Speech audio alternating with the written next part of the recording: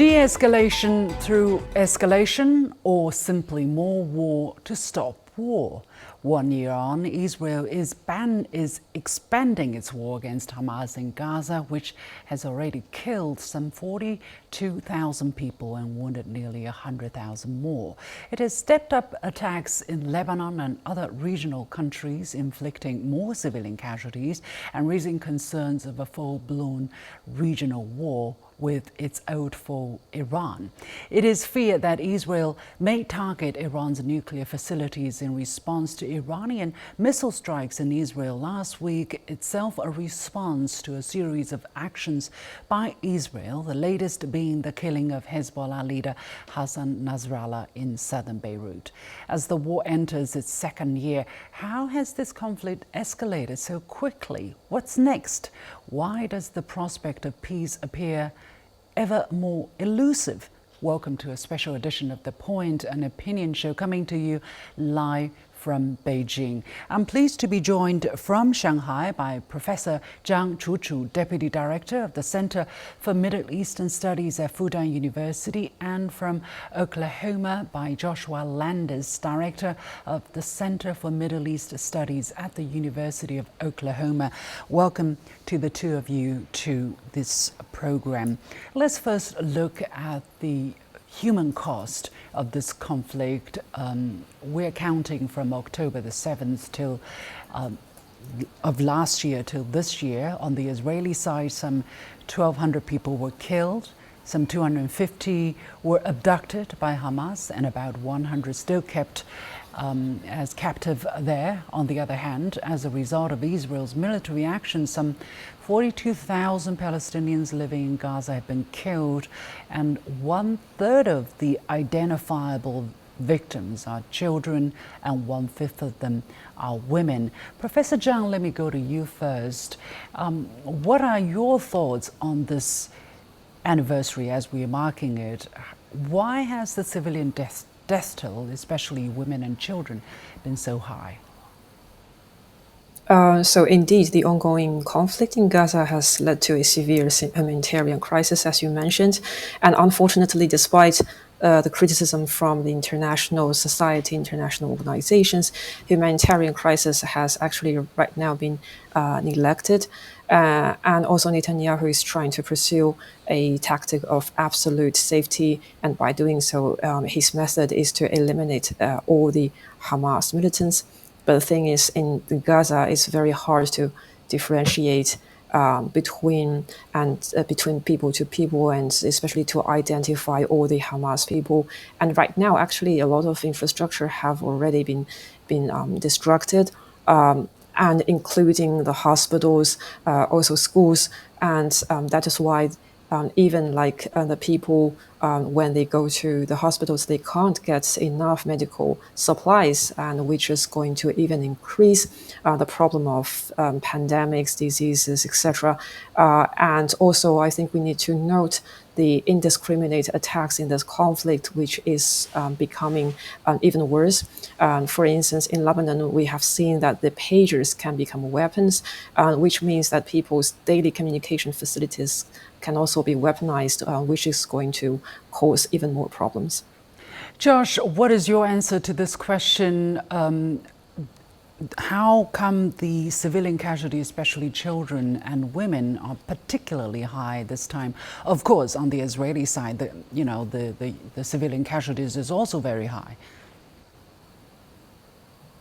Well, this is a very vengeful process, and Israel is seeking, Netanyahu and his government are seeking total victory, but much more than that.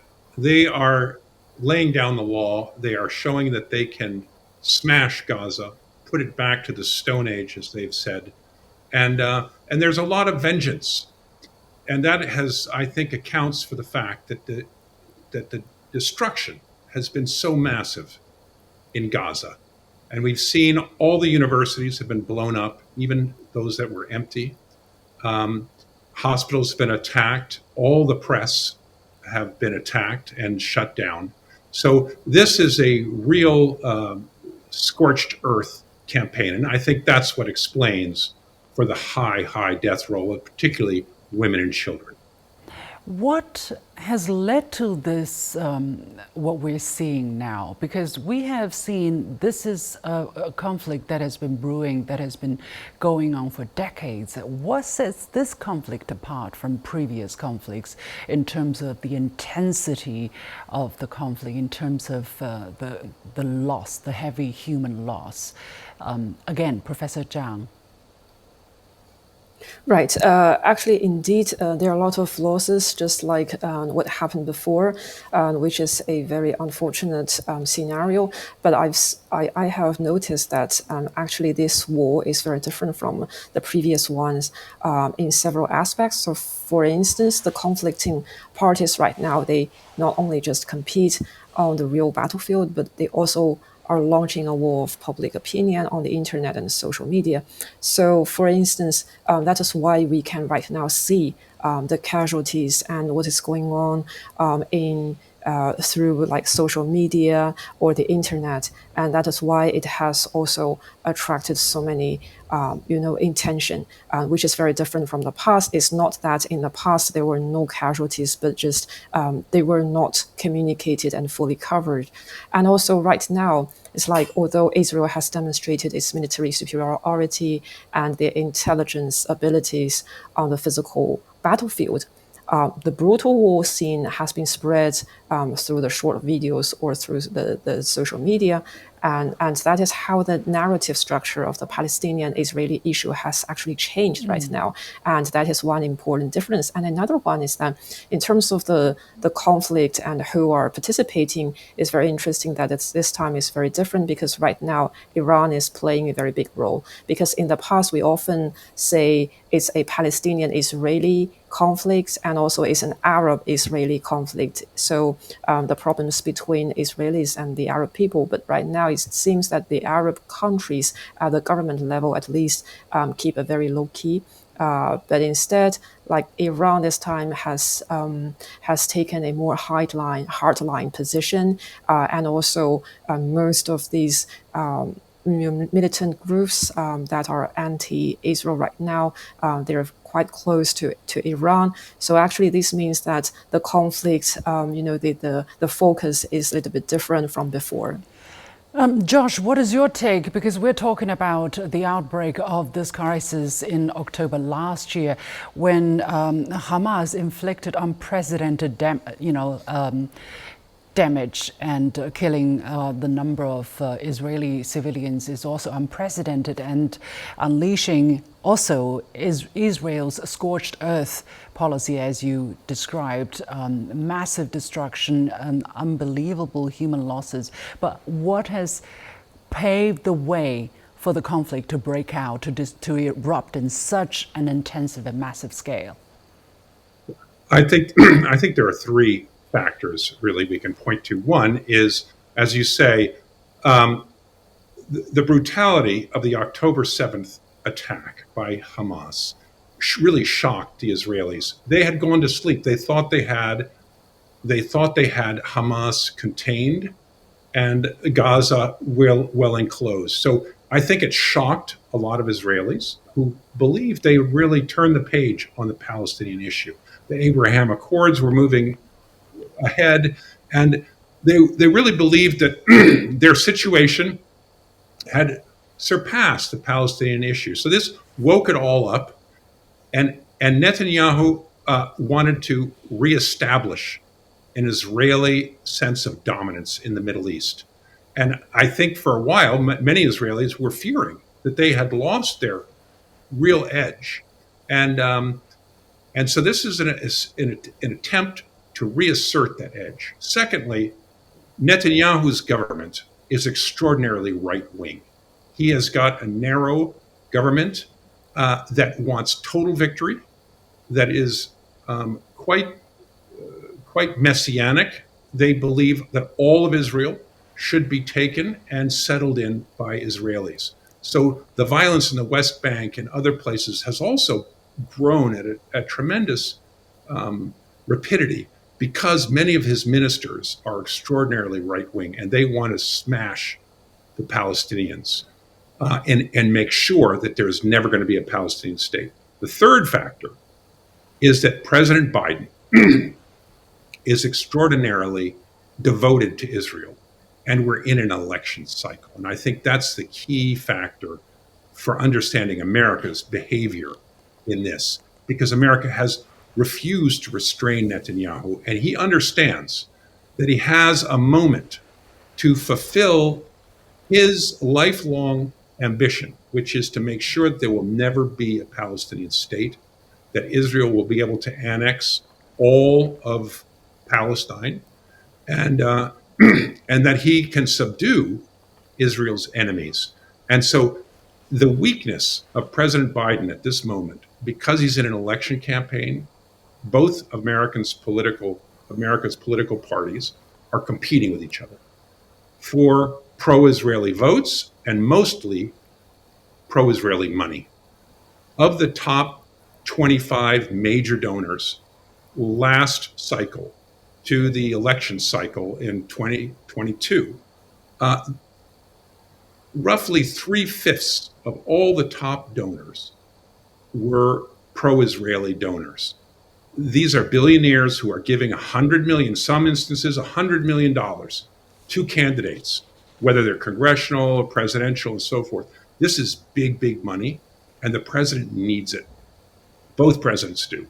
So they are going to follow Israel and allow Netanyahu to make America's foreign policy on this issue, as we've seen. And that allows Netanyahu a moment in history to fulfill his legacy and to destroy the Palestinian resistance and Hezbollah, and I think to take on Iran and to try to strike their nuclear capacity. So he has a real moment in history, and he's going to go after it.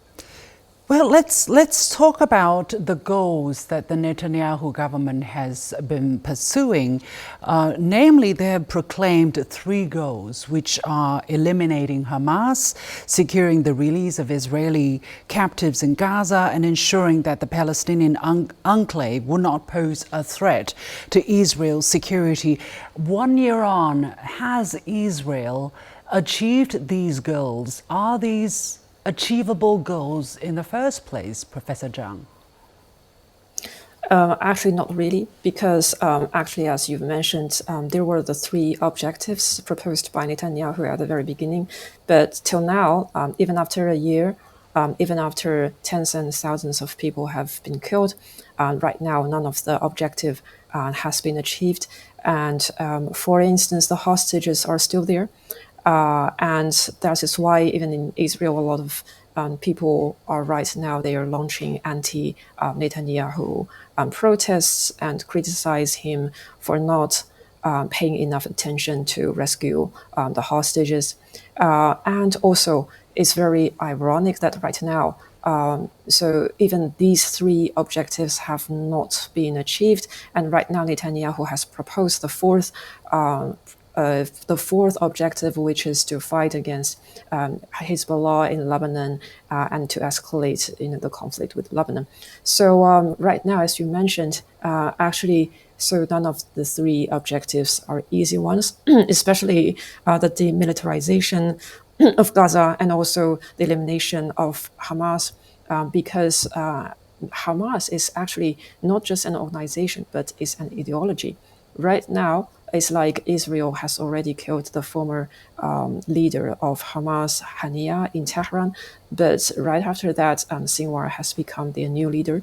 It's like whenever a leader or an important commander has been killed, they're going to put a new one to replace the original one. And also at the same time, the Hamas is like, it's always like reorganizing itself, and more people can join. And also a very worrisome situation is that right now the seeds of hatred have already been planted. So even the younger generation has been mobilized right now. So it's like the sentiment, the anti-Israel sentiment is there.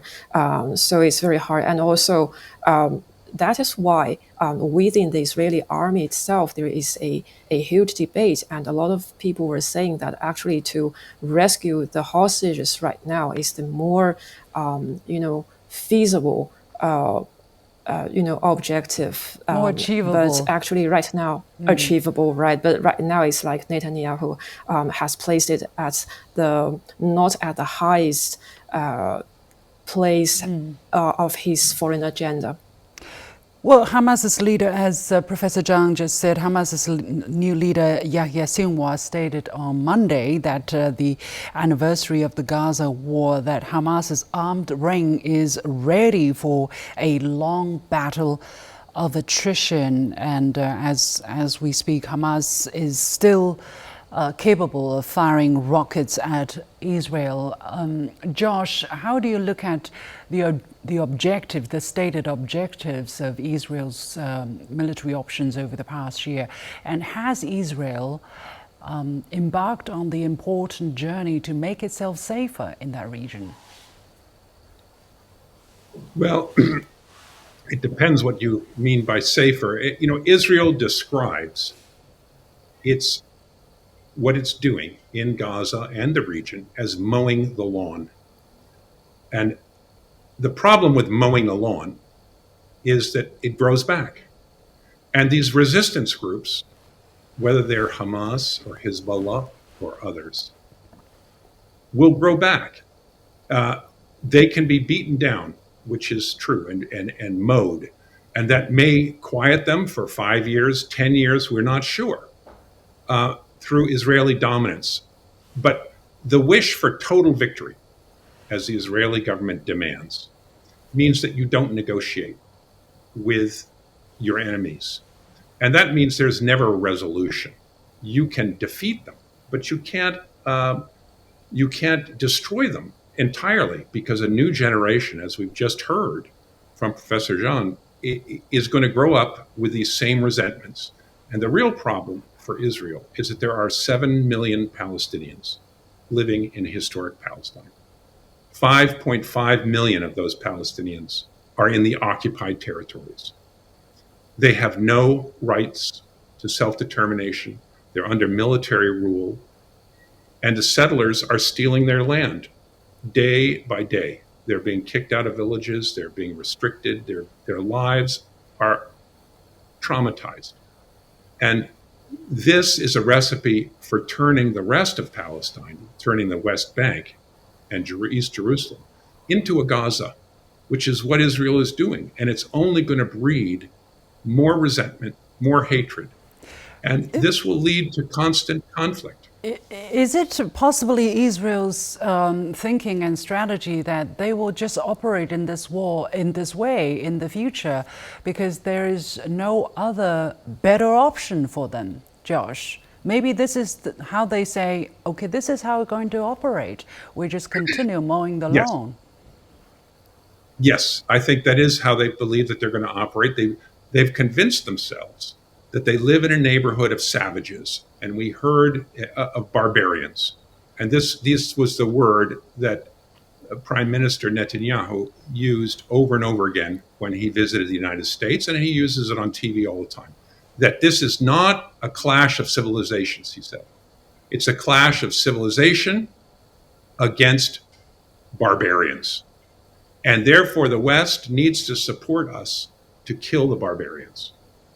And this attitude, of course, does not lead to any kind of a peaceful resolution to conflicts with Syria, which lost a lot of territory in the Golan Heights, and the other countries which have lost territory and seek to have their territory returned, and the Palestinians who want self-determination. So this conflict, as you say, is just going to become a vicious cycle. Israel can dominate as long as the United States is willing to make sure it has a technological advantage, has all the weapons it wants, and lots of financial support, as well as diplomatic support in the UN. And that can go on for a long time. As we've seen, it has gone on already for over 60 years. Well, as we speak, what has this 1 year conflict and the debates that it has sparked, what has it done in terms of galvanizing the international community in support of justice, in support of the Palestinians? It seems that although Israel may have achieved certain victory on the battleground, on the International Court of Public Opinion, it has not done well, Professor Zhang. Right, that is true. So as I mentioned, right now, there is not just a physical battlefield, but also there is a discourse battlefield, and a lot of debates are ongoing. And actually, it has changed the discursive and narrative structure in the world. And as you mentioned, right now there are more and more criticism from the international society, but unfortunately, right now, Israel does not, or I would say Netanyahu's government does not care much about what the international society has to say. And so right now it also has huge debates with the United Nations, for instance. And also it's very ironic because, and it's not just ironic, but also it actually hinders the United Nations to play its role. So, for instance, there are a lot of United Nations peacekeepers in Lebanon, but right now they are threatened and they are really at risk right now. So I would say that right now, what the international society is worried about is that the international law and the international regulations and also the values of like human rights or humanitarian crisis have not been respected. Josh, how long can it go on like this for Israel? Because what we're hearing is almost an absolute minority supporting Israel and Israeli actions, and the great majority of members of the international community are increasingly vocal, the latest being the International Court of Justice issuing a ruling calling Israel's occupation of Palestinian territories unlawful, and on top of the resolutions that we have seen, numerous resolutions that we have seen on the General Assembly. These are not binding, but you do see a very strong international public opinion support for the Palestinian people. Is Israel really ready and willing to continue go down this route, and is that going to work out in the long term in Israel's interest? Well, that's the million-dollar question here. I think from Israel's point of view, Europe doesn't really count. President Macron of France just recently said that there should be an arms embargo, and he was really looking at the United States because France gives a minimal amount of arms to Israel. So does Germany and others. They're important, but they're not that important compared to what America gives. And even without Europe, Israel can turn to the United States.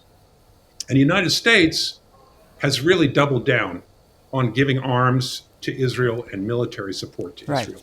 There has been no let up in the full open door policy of arming Israel. The only thing that could tip the balance really today is China. But of course, China's military and China is really focused on its near neighborhood, and it's left the Middle East to the United States. It is not competing. Of course, its military is building up quickly, but it's not strong enough to compete with the United States in the Middle East.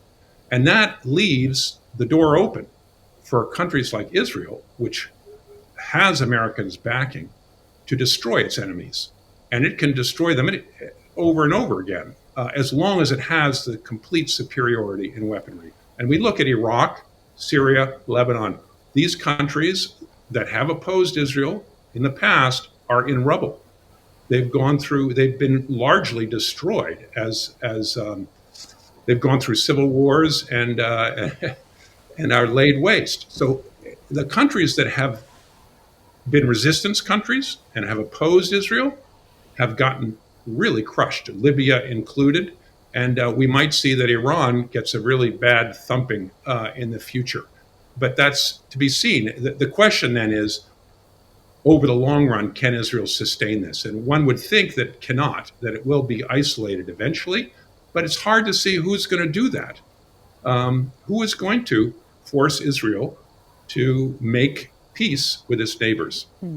Well, a recent report from Brown University in the United States indicated that the U.S. government has spent at least $17.9 billion US on military aid to Israel since October last year. It's higher than in any other year since the U.S. began granting military aid to Israel in 1959, while at the same time we keep hearing the United States government or government officials talking about proportion in reaction, including the latest by Harris that the United States, needs to, that Israel need to matter how it protects itself, meaning you can protect yourself, but how you do it matters. What really is hindering the United States to do the right thing and say the right thing at this moment? Josh, once again, I know you said it, but it seems that they Yes, are. well, it is. It's really the money in politics in the United States. Money is crucial for any election, and elections cost. The local elections even cost tens of millions of dollars now, but presidential elections cost hundreds of millions, and you have to raise that money from people. And donors are allowed to give as much money as they want, as long as it's not directly to the candidate. They can give it to interest groups that as do time is very advertising. limited, Josh, as time is very limited, I got 3 minutes left. How do you predict the future? I mean, in 1 month's time, is there going to be a major change on the ground for the Middle Eastern region? No, I fear not. Harris has promised that she will support Israel. The advertisements that Harris is sending around to the Jewish community in the United States have her hugging her husband, who is Jewish, saying, you can trust Harris because she's married to a Jew, she loves Israel, and they have her quoting saying, we love Israel and so forth. We're always going to back Israel. She has not separated herself from Biden at all in this election. And Trump has tried to outbid her. And just recently, when Biden said, you shouldn't strike Iran's nuclear facilities, Trump said, yes, you should. You should strike them and worry about what's going to happen later. So they are outbidding each other on who can support Israel more. Given these prospects, Professor Zhang, do you see China's role stepping up? I mean, China traditionally does not have very strong leverage on the Middle Eastern issue, but China has been coming up with proposals, for instance, the latest being a 3-point plan. How do you see China's role continuing over the next year, let's say? Keep it short, please. Yeah, so first of all, I would say China is facing difficulties because right now it's like if China does not do much, then it is criticized for not being a responsible power. But if it tries to play a constructive role, then it will also be criticized for being challenging to the United States dominated regional order. And the second thing I would say is China is really taking a different approach and is trying to make a big contribution because right now China believes that you can't solve the problem by ignoring its roots. And right now it advocates that in order to fundamentally solve the problem between Palestine and Israel, the most important thing is to return to the two-state solution. Now, a lot of people are saying that it is not possible to achieve it, but China believes that to achieve this goal, the first thing is to resolve the issues and the conflicts between Palestinian parties and their different factions. And also it requires ending the domestic fragmentation and achieving international reconciliation and international recognition of Palestinian statehood. And right now, China has made tremendous efforts both by trying to facilitating the negotiations between different Palestinian parties and also to contribute in terms of the international recognition of Palestinian statehood by promoting the Palestinian statehood in the international organizations like United Nations. Certainly, China will keep trying to play a constructive role in its own capacity, but this is going to be a very complicated issue, and we'll keep a close watch on the situation. Many thanks to my guests, Joshua Landis, Director of the Center for Middle Eastern Studies at the University of Oklahoma, and Professor Zhang Chuchu, Deputy Director of the Center for Middle Eastern Studies at Fudan University in Shanghai. Thank you very much. And with that, we come to the end of this special edition of The Point with me, Liu Xin. As always, you can follow me on Facebook and Twitter using the handle Liu Xin in Beijing. On behalf of the whole team, thank you for watching. You've got The Point.